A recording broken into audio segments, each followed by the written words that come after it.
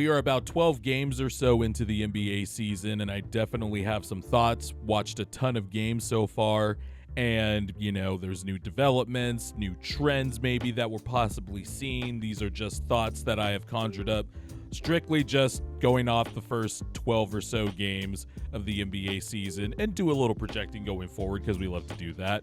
But, yeah, let's get to my thoughts a little bit. All right, number one, I think we need to just give the Orlando Magic time. I know the first week of the season, their offense looked clunky. The coaching staff really hasn't figured out yet how to gel Desmond Bane with this group. And we're just going to have to give the Magic time. I know that's not what everybody wants to hear, but this is basically a new team. They have to make this work. The last 2 weeks, they're 5-7. They have the 7th rated offense over the last 2 weeks per Cleaning the Glass. And I just think it's going to take time to gel. I'm not going to judge the Magic unless we're 25 to 30 games in. I just think right now they need to figure some stuff out. Desmond Bane's been incorporated a little bit better the last few games, had back-to-back 20-point games. Definitely still have a shooting problem, but the real problem with the Magic so far is that their defense hasn't been up to snuff, and that's sort of coming back into form. I didn't think they would get off to the terrible offensive start that they did have, but we just have to give it time. By the way, just another side note before I move on, I noticed that Paolo Banchero has become the NBA media hipsters' new I don't like this guy type of player, and he fits the exact player profile that those types hate. Likes to take some shots in the mid-range when it's, decision-making time and crunch time. And I'm just going to plant my flag and say that's just simply ridiculous. 6'10", 250, can handle, has basically changed his shot diet. No one wants to mention that part. He's taking the shots more often that the nerds want him to take. He's taking more shots at the rim. He's cut the mid-range out of his diet. But I don't care if my franchise player is taking mid-range shots. He's 22 years old. What if he develops into a great mid-range shooter? Did we ever think of that? I know he's not a perfect offensive player. And yeah, there's some on-off numbers with Paolo that maybe aren't in his favor. But having 2 jumbo-sized wings is the perfect place to start your franchise with. And Paolo Banchero is a good basketball player. And I don't even think that's debatable. But that's just me. My next thought is, I just need the Charlotte Hornets to be healthy for a 15-game sample size. Just 15 straight games of just LaMelo Ball's playing, Brandon Miller's playing, and they are playing with this incredible draft class that the Hornets pulled off this past summer with Ryan Kalkbrenner, getting him in the second round. Sion James has been a revelation. 6'5", fits that mold of the type of player that the Hornets have been drafting the last few years. Con Knipple, of course, the 5th overall pick, is turning out to be kind of what a lot of draft nerds were thinking, just, more than the stereotypical Klay Thompson, quote-unquote, comparison type shooter, where he can put the ball on the deck, he's a nifty passer. And I think he's more than just a nifty passer. The last few games, obviously, with LaMelo and Brandon Miller out, they've had Con creating offense. I just need a 15-game sample, man. Because early in the season, LaMelo Ball and Brandon Miller were defending their asses off. LaMelo Ball and Brandon Miller have played 47 games together or something like that. And it's already year 3 of the LaMelo-Brandon Miller backcourt experience. But the theoretical Hornets are right there. They're playing their asses off for Charles Lee. And I just want to see them healthy. They should be up there with the young rising teams right now. They are cuts above the Wizards and the Nets and stuff like that, but they should be taking the next step. And I just need them healthy because there is a lot of talent, a lot of talented young players with certain skill sets different skill sets that mesh together. They're big across the board. Just please need a healthy Hornets team. I may need some help on this one from the commenters when I talk about this next thought I have, because is Cade Cunningham and Jalen Duren just going to be the next household pick and roll combo? Like, if you're a basketball fan, you've had the pick and roll combos throughout history, like Nash Amari, Steve Nash and Amari Stoudemire. I mean, I'm realizing that I'm getting old enough now to where there are people younger than me that might not know what I'm talking about, which is fucking crazy.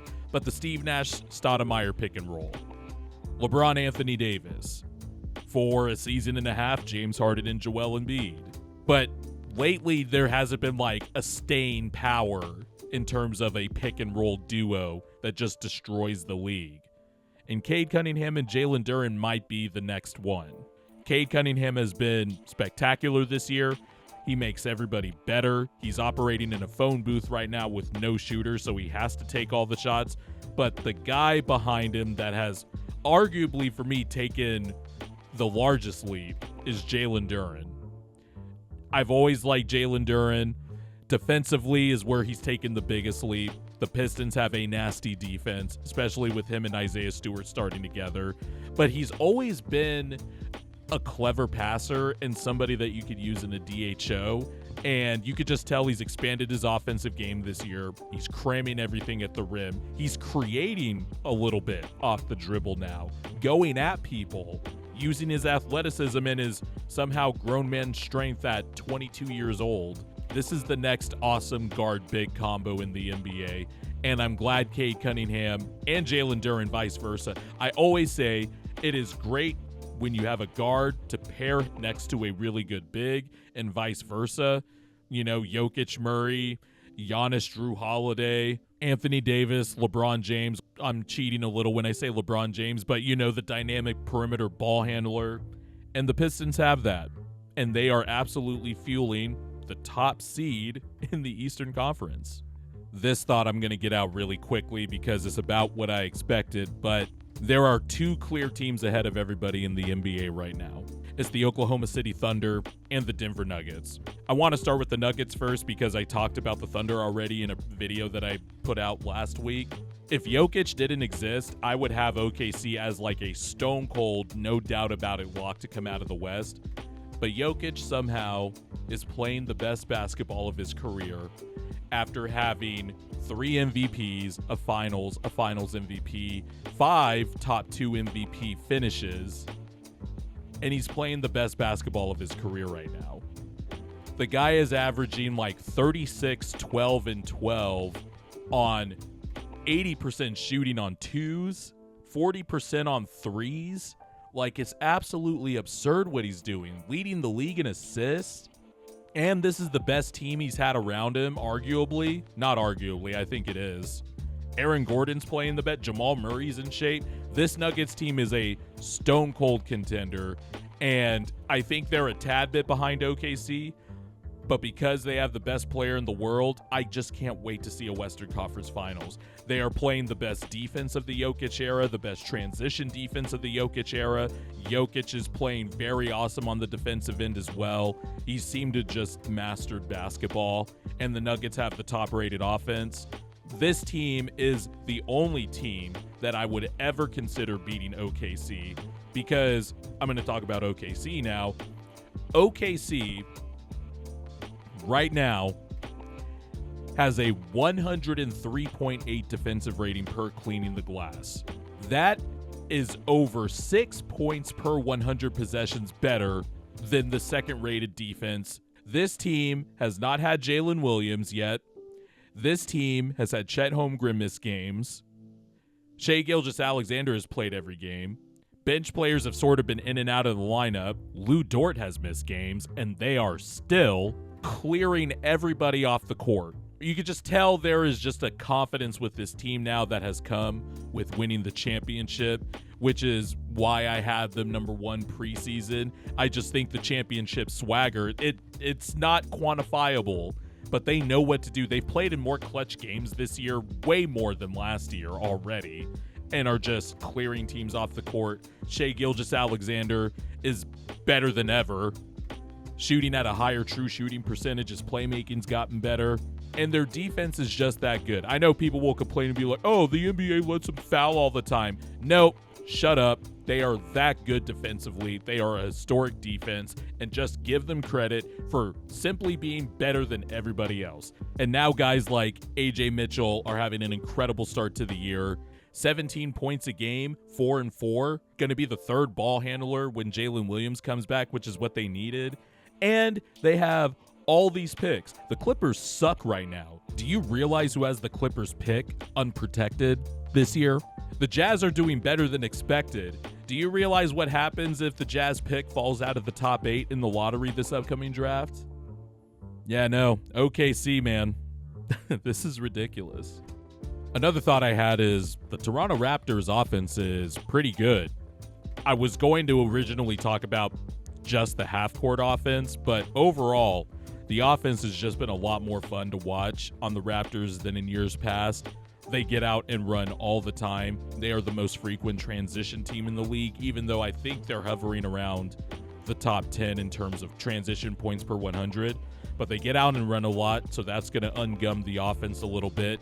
They definitely have guys that could be really accurate and operate in the mid-range, and Brandon Ingram. RJ Barrett a little bit likes to get to the rim and get into that short mid-range area. Scotty Barnes too, but Scotty Barnes is taking a lot more threes, shooting 40%. And there are some three-point numbers that might come down, but on the flip side of that, Emmanuel Quickley only shooting 43% from three. I imagine Grady Dick will shoot a little bit better, but they have a lot of playmakers, guys that could put the ball on the deck and go, and guys that could kind of create their own shot out of nothing when it gets late in the shot clock. And they have rangy, athletic defenders that can press up a lot. Really been impressed with Colin Murray-Boyles too. I knew I was going to love that kid coming into the draft, and he's been exceeding expectations so far. He's shooting like 50% from three. That's obviously not going to hold, but just the fact that he has displayed the shooting touch already is a pretty good sign. Shooting 70% at the free throw line, like that's a versatile Swiss Army knife that I could see being really valuable to this team going forward. But long, rangy, fun. I know they have a lot of contracts cobbled together, but so far so good for the Raptors offense, and they are a lot more fun to watch.